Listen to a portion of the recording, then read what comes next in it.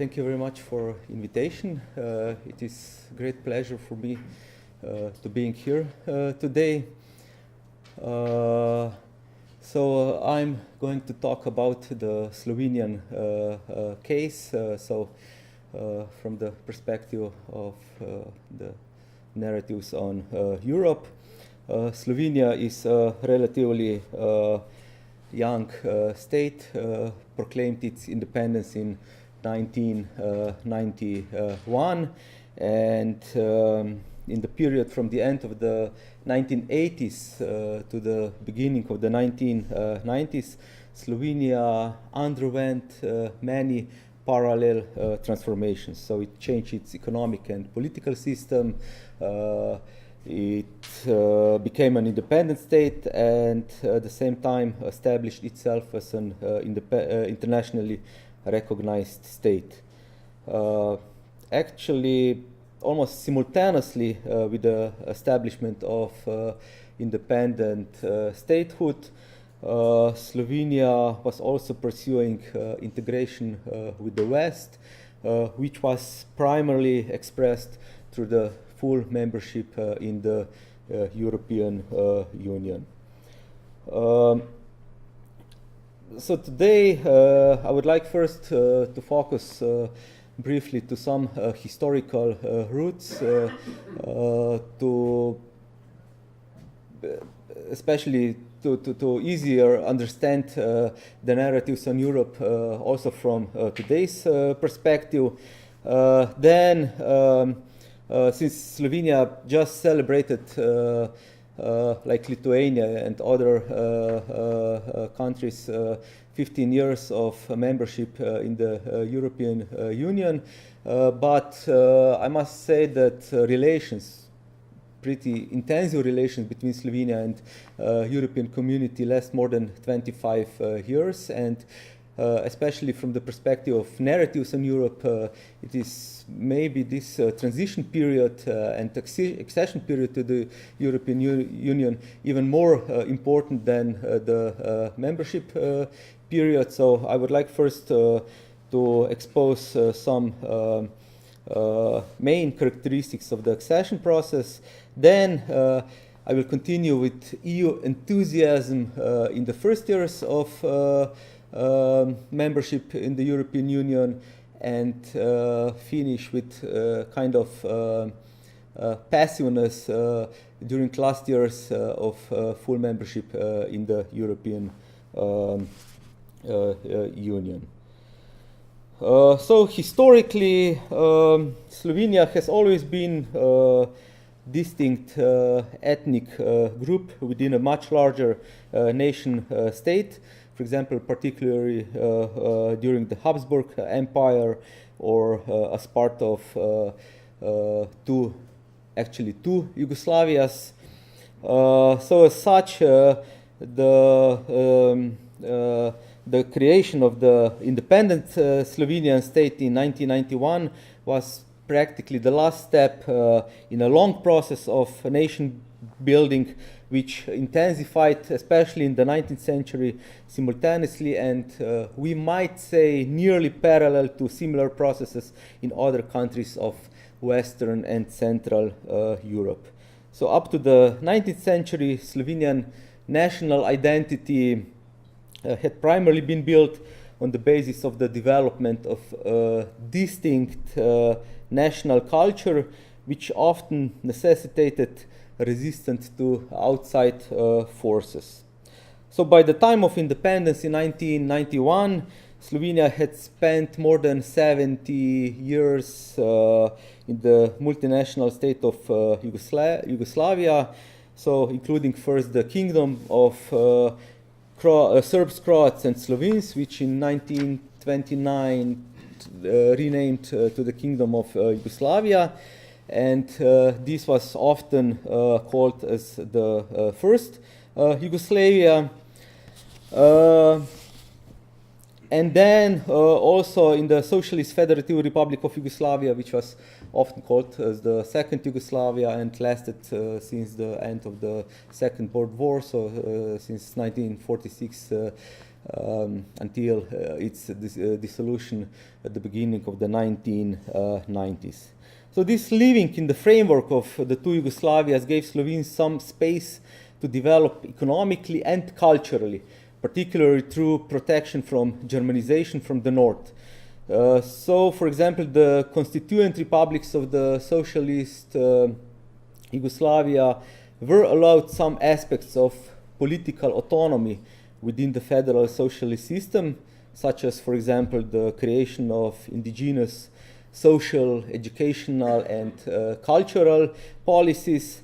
But all other key policy areas, such as, for example, the economy, social development, and especially foreign and defense policies, were controlled by the federal government in Belgrade and led by the Communist Party of Yugoslavia.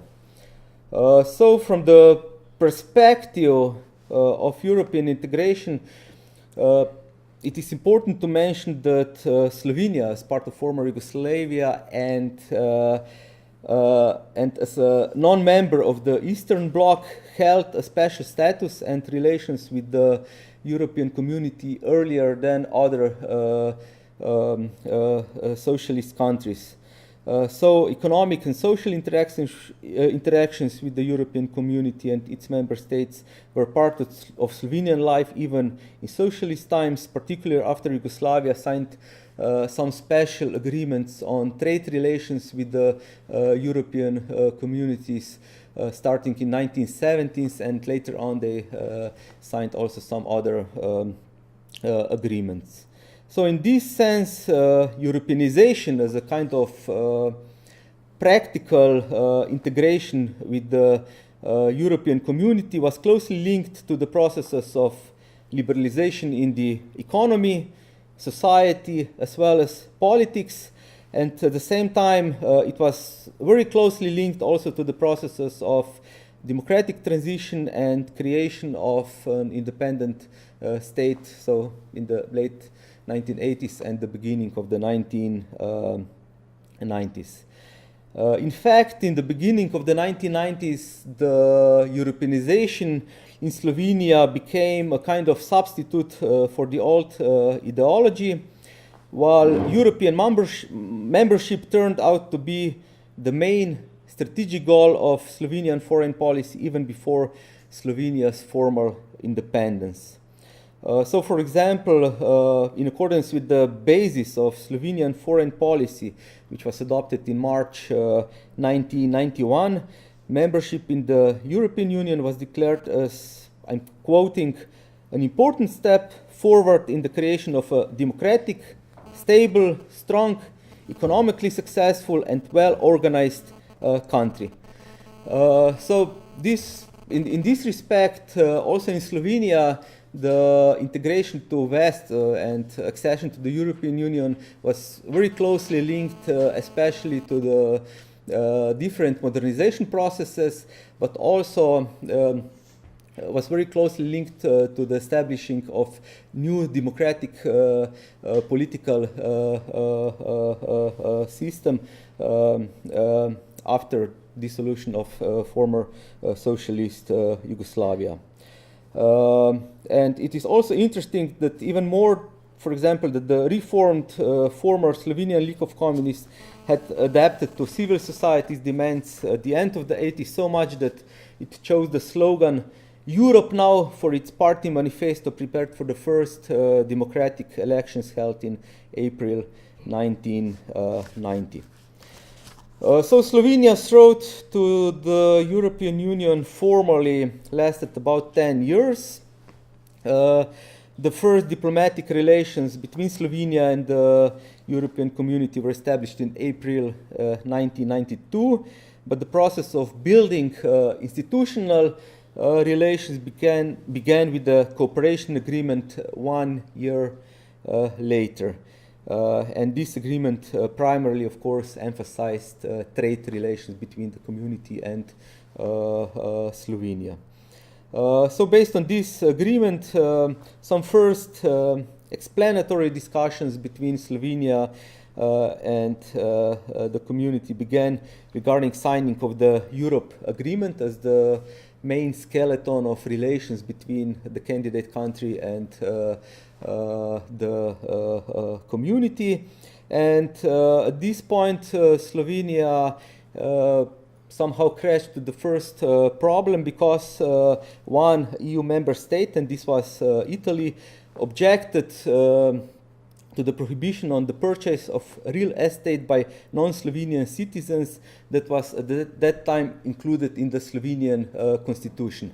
So the negotiations on the Europe agreement were postponed for several times, and at last Italy succeeded in winning the argument that Slovenia's property legislation was out of step with the European legislation, and that the European Commission thus required a change to the Slovenian constitution.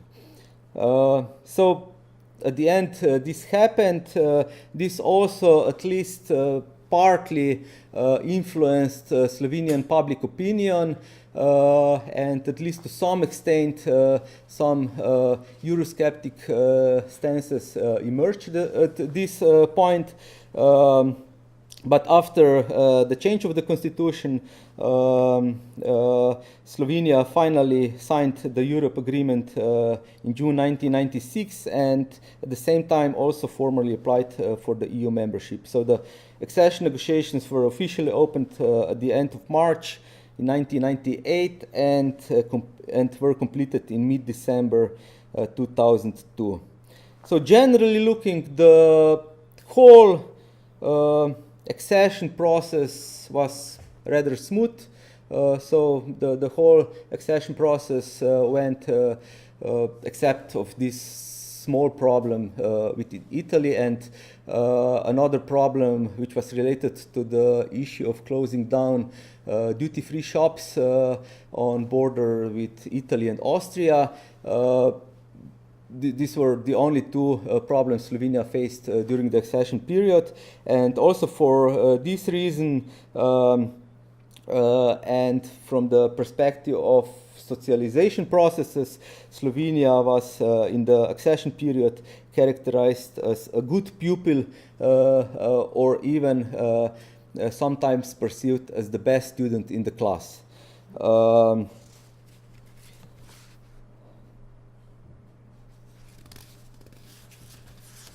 During the accession period in Slovenia, it was very strong and broad consensus among the political elite on the process of joining the European Union. Practically all important parliamentary parties supported accession to the European Union, and there was only one exception, and this was the Slovenian National Party, which was at that time also in the National Assembly.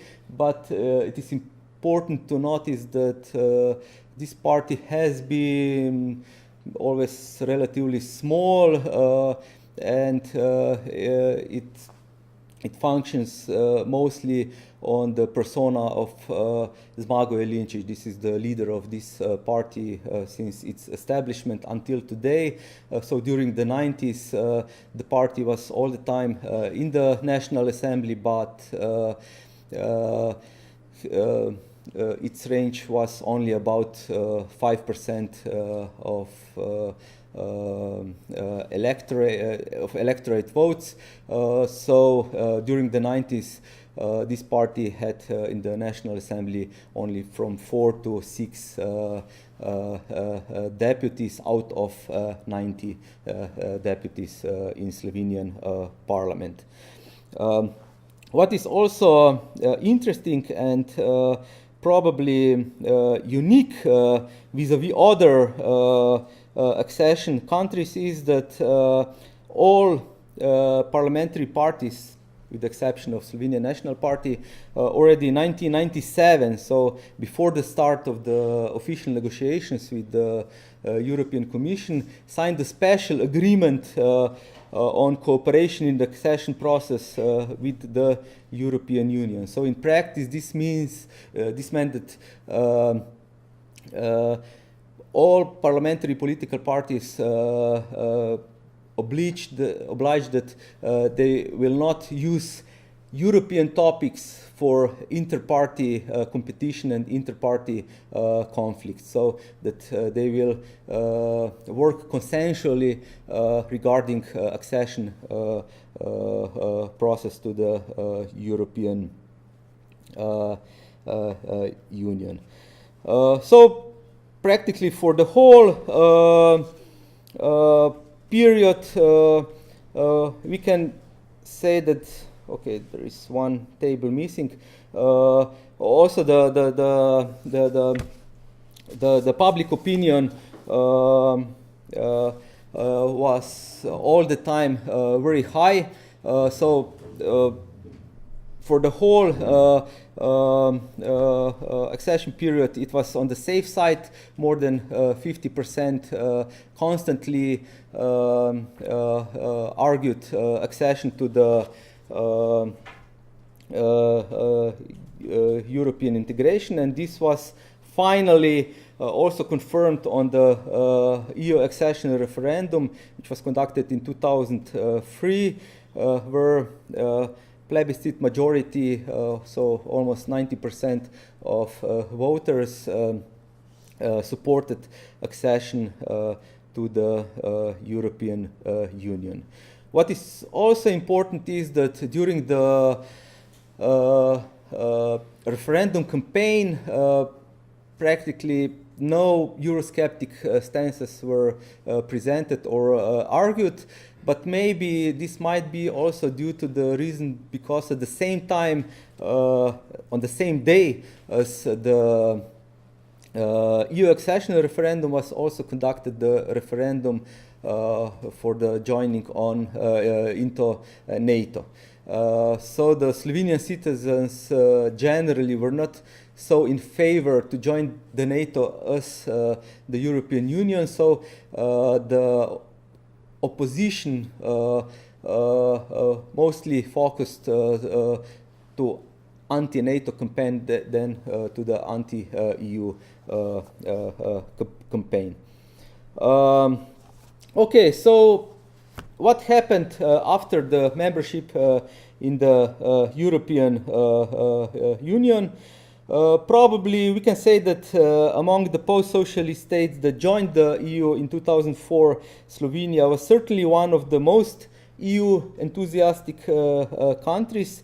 And as I already mentioned, at the same time, it was also perceived as a good pupil in the socialization processes. For this reason, and as a kind of award, Slovenia was the first newcomer that took the common currency euro, as well as it was the first newcomer that took over the presidency to the Council of the European Union. So these two goals, along with the entry into the Schengen area, were also the most important policy changes accomplished after the entry into the European Union when viewed from the citizens' perspective. So in this way, Slovenia relatively quickly achieved all three core goals in the membership period. So at the beginning of 2007, adopted the euro. At the end of 2007, entered the Schengen area, while in the first half of 2008 took over the presidency. And especially the Slovenian presidency represented kind of symbolic peak in the country's social and political transformation.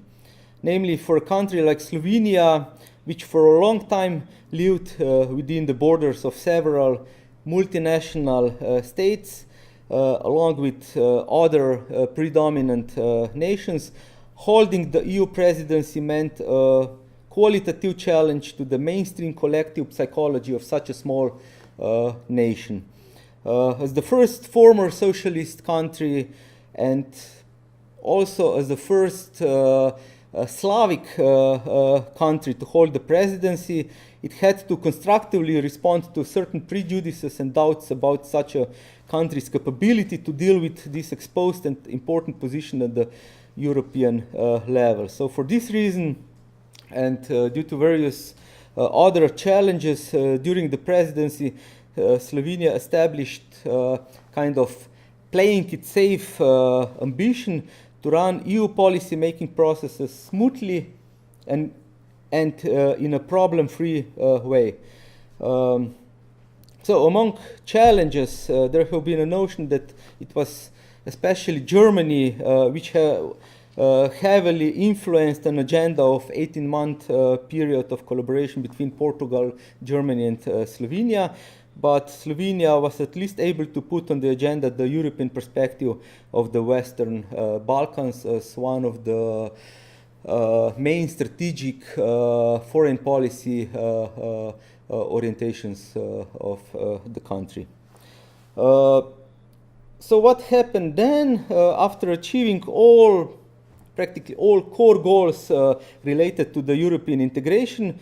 Slovenia somehow left with the shortage of clear strategic orientation of its position, role, and interest within the European Union. Probably one of the reasons that Slovenia put, at least at the national level,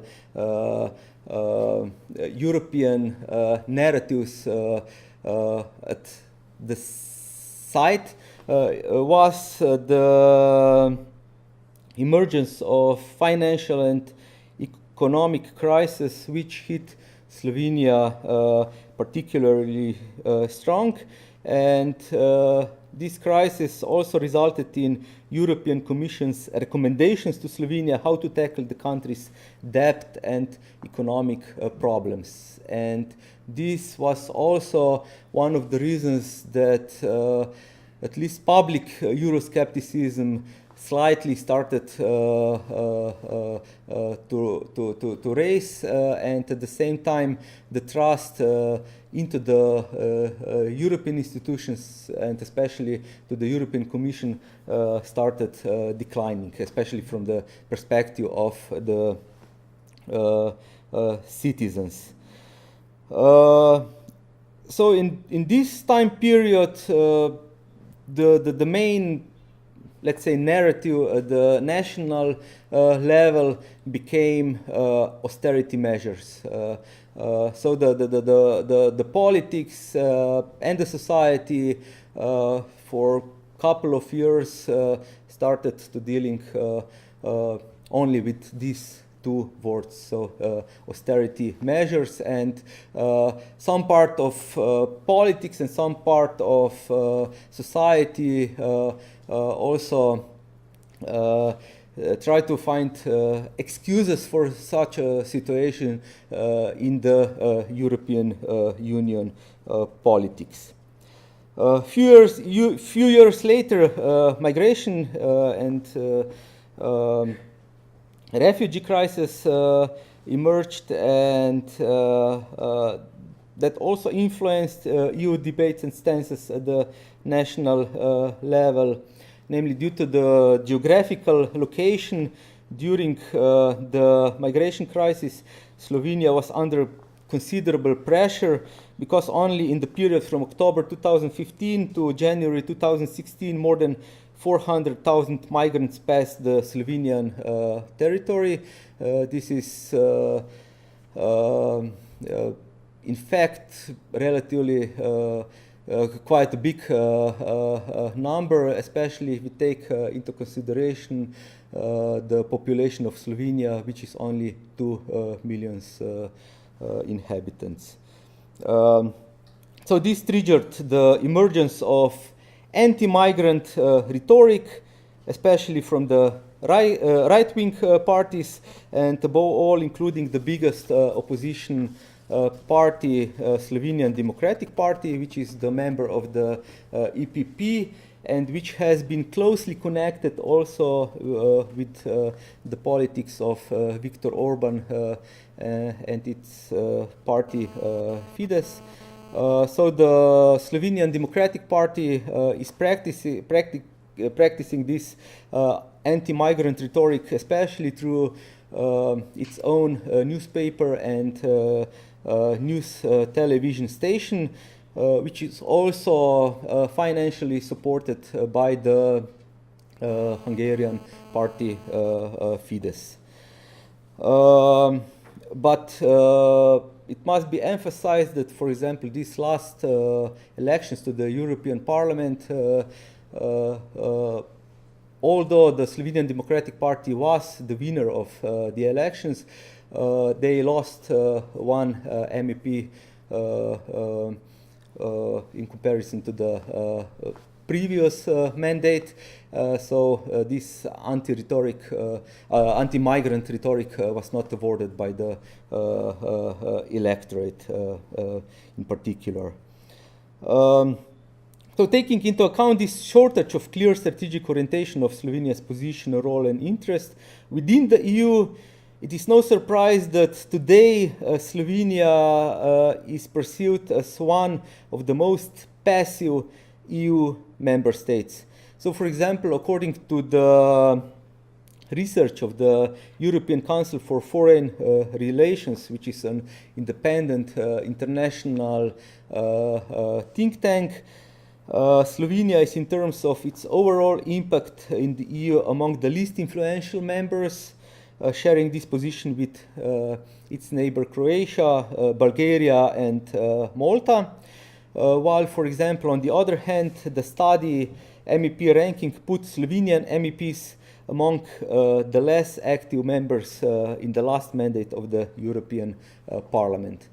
But what is also interesting and additionally confirmed this Slovenian passiveness in the European or the European level is also the decision of the current Slovenian Prime Minister Marjan Šarec, which recently rejected to have a speech at the plenary session of the European Parliament about the Slovenian vision on the future of the European Union.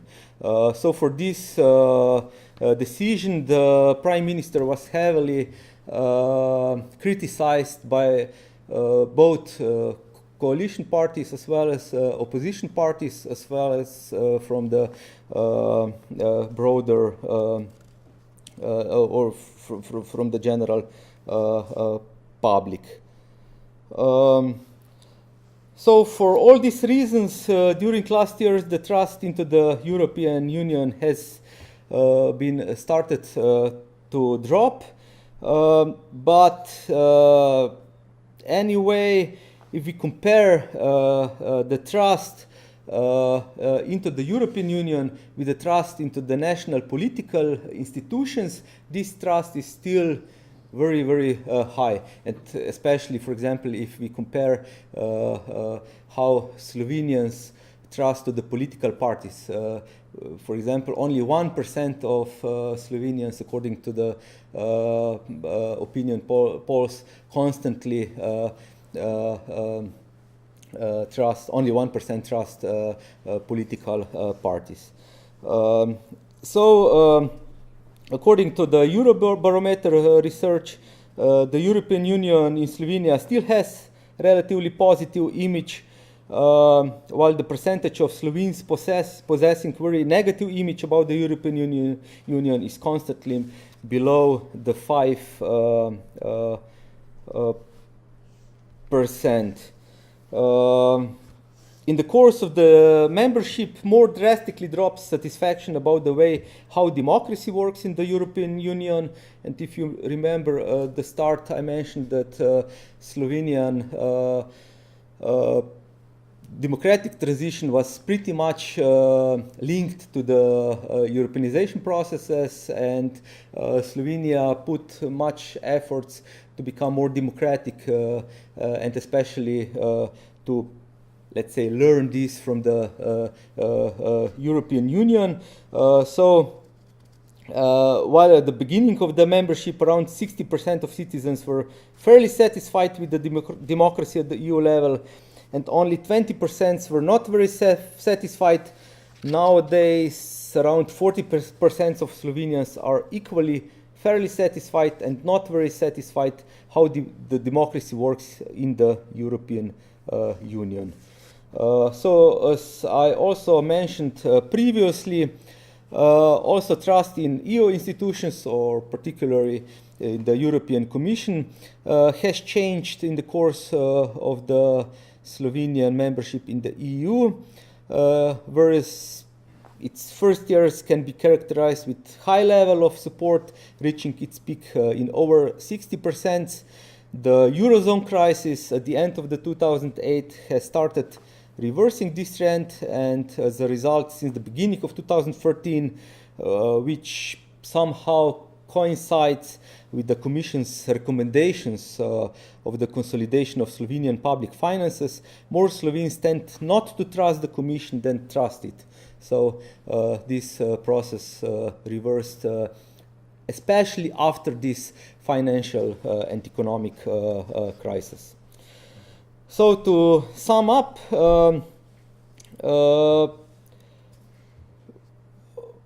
we can mention few phases in the development of these narratives related to the European Union.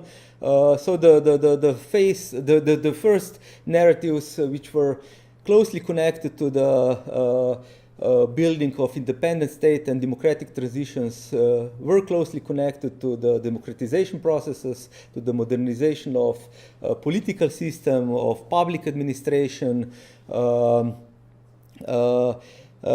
Later on, after accession to the European Union, during the first years, there was really a lot of EU enthusiasm about achieving the main goals. But after achieving these goals, a shortage of clear strategic orientations of Slovenia's position within the EU emerged. Nevertheless, we can say that the support for the EU is still very high, as I mentioned before, especially if we compare Slovenian public opinion to the trust of national political institutions. At the same time, we can find some Eurosceptic stances, but the range for example, for Eurosceptic parties is up to 5% of the electorate. This was also the case for the last elections to the European Parliament. What is more problematic is the rise of anti-migrant rhetorics, but as I mentioned, this is coming from one part of the right-wing political spectrum, and last elections to the European Parliament proved that this anti-migrant rhetoric has not been awarded. So I would like to conclude also to support this quite strong, still strong pro-European orientation in Slovenia, with the basic starting points of the Republic of Slovenia regarding the key content areas for discussion on the future of the European Union, which was recently published, and it saying, the European Union is for Slovenia a fundamental development environment. Slovenia has always advocated a strong, tightly integrated and unified European Union, capable of effectively addressing key challenges and threats. We will strive for respect for equality and solidarity as two key principles and values of the European integration process. Slovenia is in favor of close cooperation between all member states within the EU institutions and its legal framework. So thank you for your attention, and I'm looking forward for your questions.